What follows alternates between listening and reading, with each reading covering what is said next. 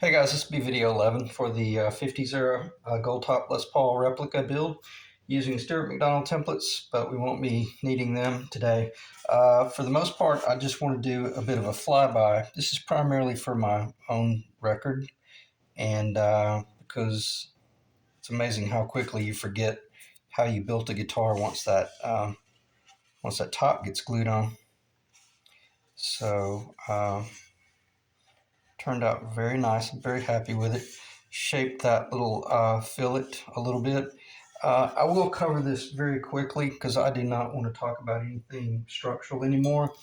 But I took that bit there, that's an 1/8 inch, and cut a shelf. And you could have done that on every one of these. You could have come in and cut a shelf, and then glued in or epoxied in a really thin fillet and turned it into a solid surface and really made it very easy to glue your top on. But I didn't really see the need, didn't really want to. But I didn't want to just glue that up in the corner and then run the risk of, if the guitar got dropped, that breaking loose. I'm being dramatic. I wouldn't have to, because you'd have the epoxy on the top. But nonetheless, I went ahead and shaped it a little bit with the curvature, and then by the time the recurve is over, it's already beginning to come uphill right here, and it's plenty thick enough from here on in that it doesn't need any more shelf work. Okay, so there's the guitar, and I've made a decision. I had already decided that I was going to do it this way. I'm going to skim coat the top with epoxy.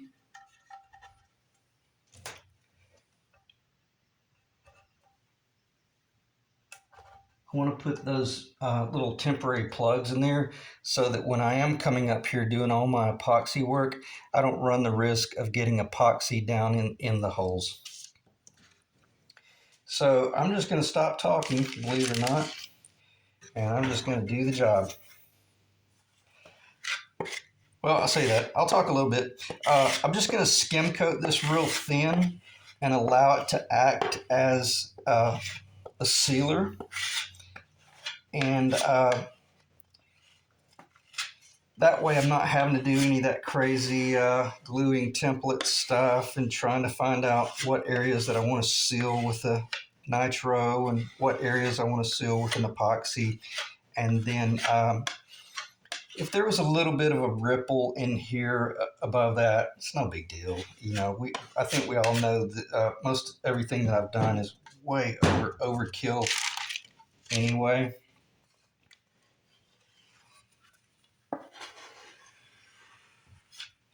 And probably what I'm going to do, I'm going to pause the camera, and I'm going to run a stick through that and clean out those little areas. So let me pause the camera, and I'm going to get this job done and ready. And then very quickly we'll be moving to gluing the top on, or putting the epoxy on here. And then that's where I'll go a little bit thicker on that surface, and then should be an exceptional glue up.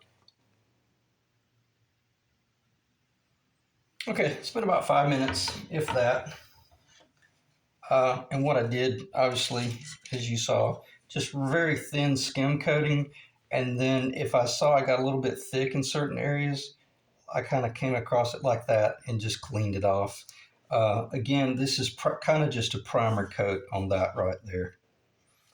And then it also assures me that wherever it does make contact, it'll be, glue. There'll be glue on both surfaces.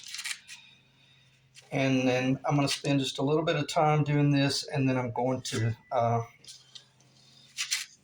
pause the camera again because I'm not going to have enough epoxy.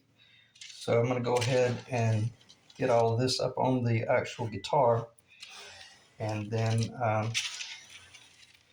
pause, mix up the epoxy, let it kick a little while. I might come back and briefly talk about it, but for the most part, at this point, you just kind of want to get all the epoxy in one area. That way you're not making a mess. I like, when I'm when I'm mixing up a large batch of epoxy like this, I like to work on a parchment paper. It guarantees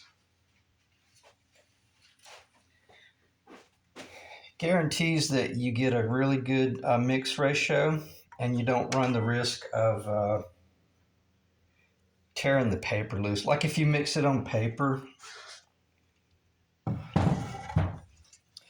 the paper will get wet and it'll actually start coming apart. So this is right at the threshold of watching paint dry. So nonetheless, I'll just spread out this little bit of an area right here.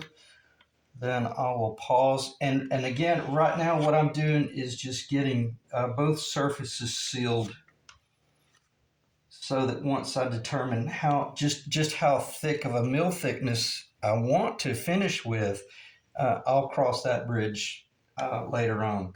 And the cool thing is I've got a good 35 to 45 minutes work time. I did cheat just a little bit with this epoxy right here. I dropped 1 or 2 drops of acetone. And I'm not kidding when I said 1 or 2 drops. You don't want to mix up, you don't want to get it too wet, but it just allows it to flow much better when you're spreading it in. And the acetone will, it'll dry out very quickly. And we'll come back. I'm going to put the top down, squeeze it into place, and then kind of clamp it a little bit.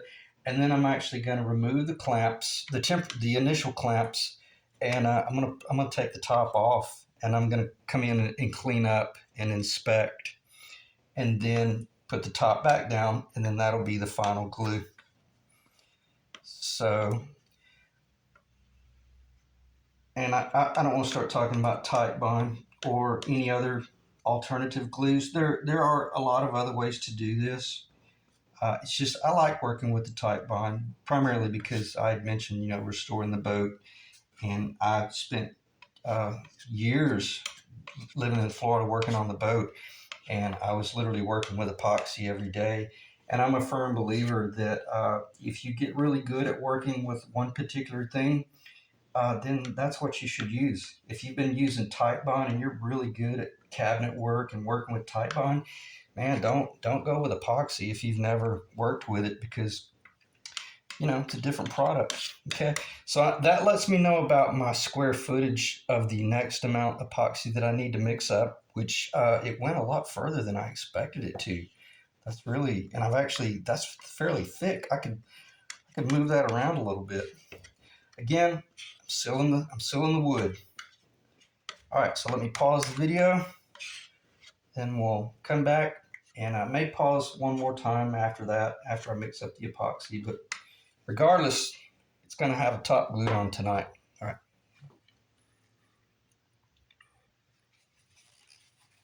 Okay, I'm not sure how long you can pause the camera, so I think I pushed it to the limits just then. This is getting really close to the finished coat, but I'm going to mix up just a little bit more epoxy. It's a little bit heavier down here than it is up here, but nonetheless, it is perfectly sealed. And I need to stop talking because I'm getting at a point to where I've got about another 30 minutes, maybe 40 minutes tops, before I kind of let it kick a little bit too long. So I'm going to pause one more time, mix up just a little bit more epoxy to finish off the job. And then at the end of the job, I'll talk about how much epoxy it took.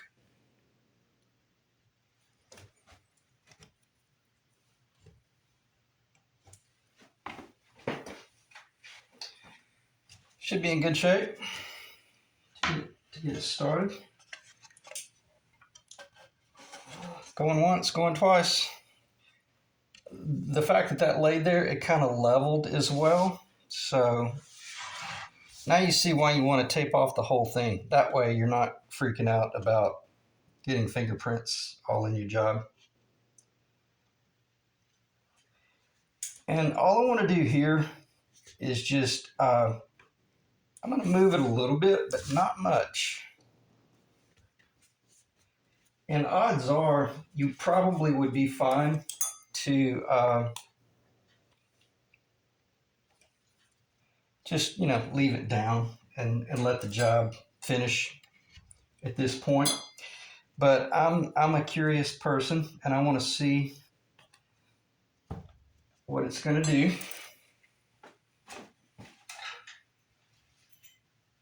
I want to see what kind of coverage I got.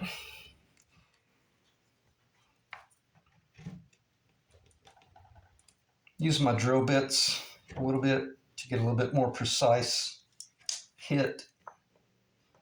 That was pretty tight. This one's a little bit. I'm looking at my center line here.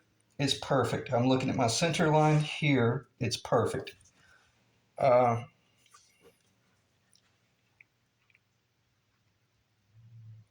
good.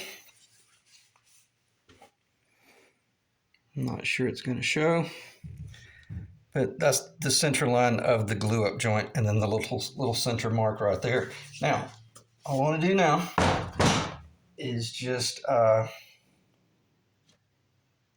leave that one out and that one out.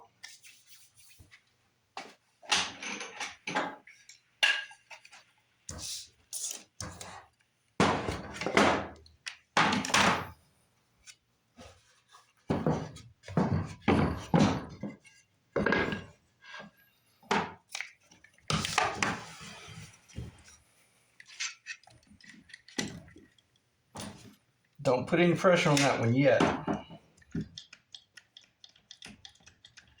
because the last thing you want to do, and I'm serious, the last thing you want to do is have unequal pressure on this.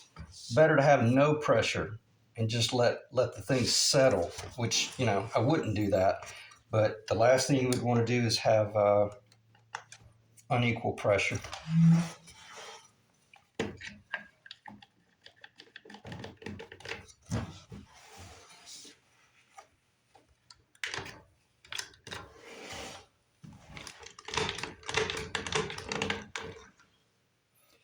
I just want to get a little bit of a squeeze out going.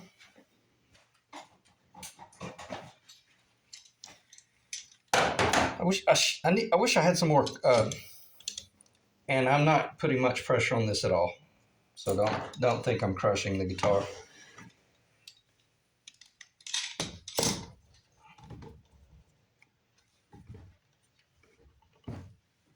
Okay, I'm gonna let that set for a minute or two, if 30 seconds maybe, and then I'm gonna pull it all off. So let me pause.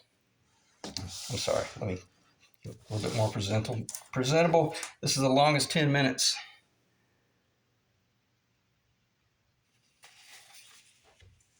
Okay, when you get at this point, you don't need to work nervous, but you certainly don't need to be working slow.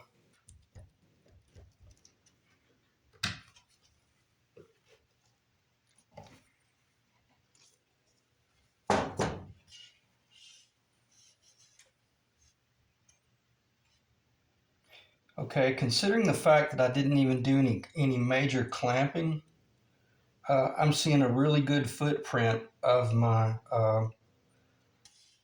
areas there. So I know that once I come in with all of my final clamping, I should get a really good join. And if I get a little bit of a roll like that, that's fine. That's never going to break off. In other words, I'm not going to come in here and start scraping away at that, but I will look at this and make certain that I don't have any major, like this right here. There's a little bit of a rollover right there. Could that have broken loose? Probably not. So I say that to say this. Probably wouldn't be a bad idea to just run your finger around it, because we're at a point right now we don't want to be waiting another 15 or 20 minutes. It's fine. It's nice and wet right now. I'm not worried about it. But again, when I'm working a job like this, I just want to finish the job. And I imagine you guys watching want to see it come together as well. if there's anything about doing these video series, a part of the reason why I do the video series is to let people know there's just an enormous amount of work that goes into building a guitar. All right, so now we can repeat. And now you see what I meant by machining this top very close to the finished guitar. I would be willing to just about bet you that drill bit that I'm going to be able to go right down in the hole. And I did there as well. So we're in really good shape. So I'm going to pause the camera because right now I want to spend about 10 minutes doing really quality clamp work, and I may come back if the camera doesn't cut me off. So let me pause. Okay, guys, I hope the camera's still recording. I've never paused it that long before, but nonetheless, the timer is working, so apparently it's working. All right, so here you have it.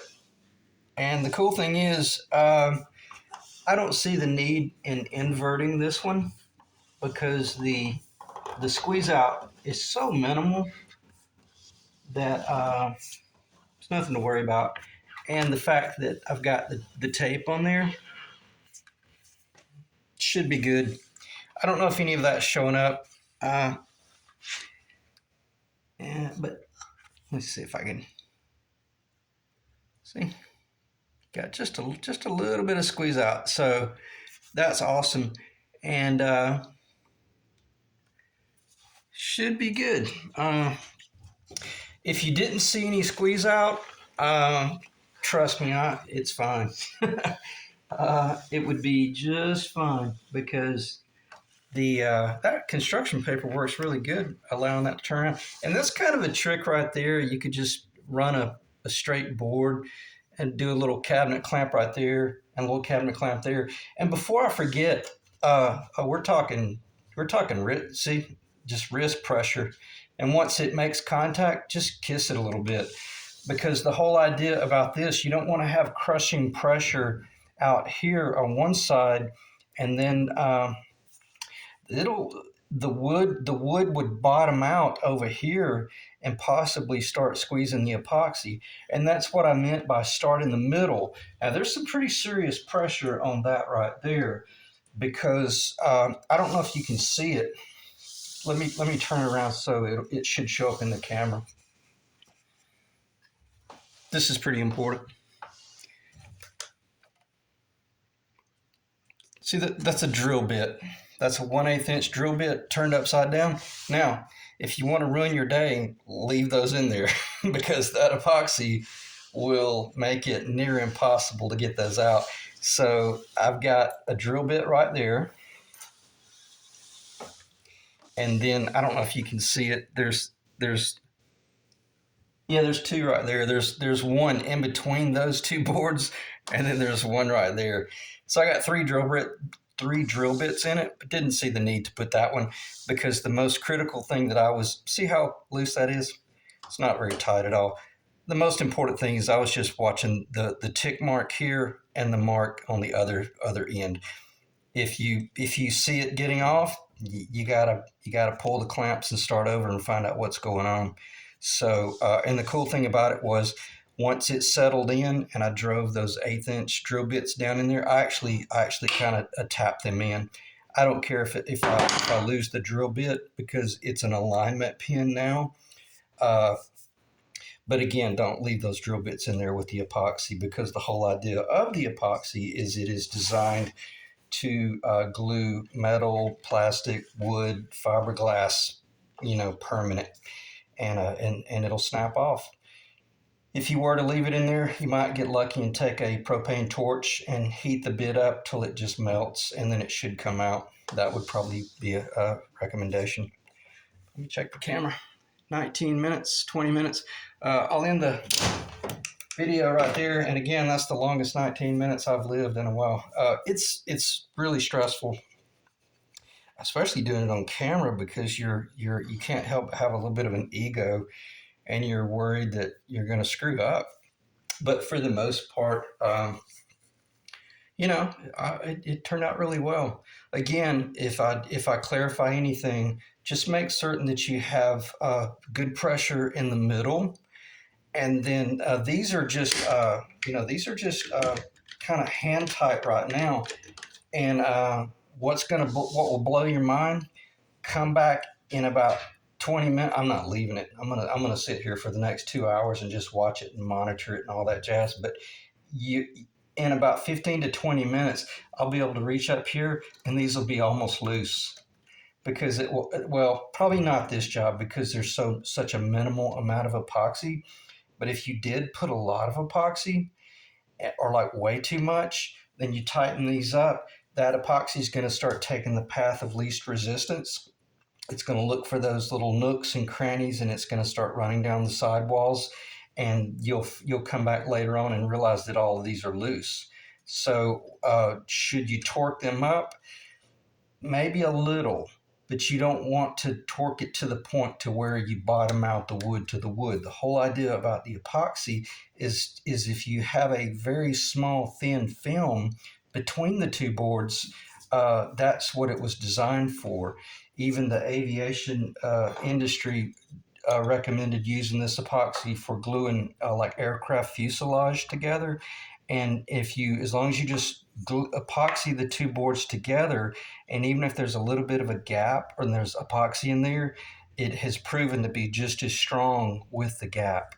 In other words, you wouldn't want to squeeze all the epoxy out, because it'll end up being weaker. You'll weaken the joint if you squeeze it all out. That's not our case here, because we're not going to be putting wings on this thing and flying it out the back door. But anyway, the epoxy is incredible, as long as you know its limitations, or just know how to work with it. And I really meant what I said earlier about if you're better with Teflon or the hot glue. Some guy had mentioned he started using hot glue in a few videos back, and he said that after that he just never used anything else. And I've never worked with that stuff. I think the animal hide, but I have heard a lot of people claim that it's an incredible product. So I just don't like the idea of electricity and pots and sticky stuff on the countertop. I don't really care for that. I like the epoxy, works well. And if you don't know that by now, you do. So check the camera. You do now. So I'll end the video right there. Try to find a good video. Unfortunately, this video is not sponsored by Quick Grip, but I have used Quick Grips for a long time, and it's a great product. Or they're great little clamps. And again, minimal pressure, and you can monitor it and come back later on. Tighten it up a little bit more, but there's no sense in coming in here and doing crushing pressure. Okay? So I'll end the video right there. Appreciate you guys checking in, and I'll see you in the next video.